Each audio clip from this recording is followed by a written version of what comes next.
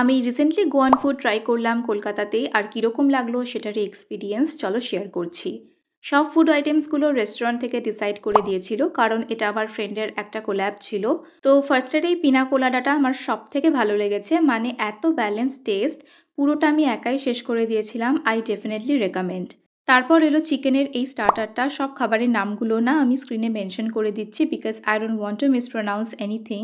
আর এটা আমার অ্যাভারেজ লেগেছিল, অলমোস্ট লাইক হরিয়ালি কাবাব। তারপর এই প্রন ডিশটা, আর সাথে ছিল পই ব্রেড। আর এটার ফ্লেভারটা না ঝাল অ্যান্ড ট্যাঙ্গি। খাবার টাইমে তো ভালোই লাগছিল, বাট আফটার টেস্টটা পুরো স্পাইসি। যারা ঝাল পছন্দ করো তাদের এটা দারুণ লাগবে। তারপরে কারি পাতা আর দই দিয়ে বানানো এই ড্রিঙ্কটাও ছিল, বাট এটা আমার অতটাও ভালো লাগেনি। দেন লাস্টে এলো এই মাটনের ডিশটা, and it was too good. সাথে ঘি রাইস অ্যান্ড এই ক্রিমি মাটন, জাস্ট দারুণ কম্বো। এটাও definitely recommended. Ended the meal with Goan famous dessert bebinca. গোয়াতে এখনো অবধি একবারই গেছি, তাও আবার ছোটবেলায়, কিন্তু তখন তো আর গোয়ান ফুড ট্রাই করা হয়নি। বাট আপাতত কলকাতাতে বসেই এত কিছু ট্রাই করা হয়ে গেল। ভিডিওটা এই পর্যন্তই। ভালো লাগলে লাইক অ্যান্ড সাবস্ক্রাইব। বাই।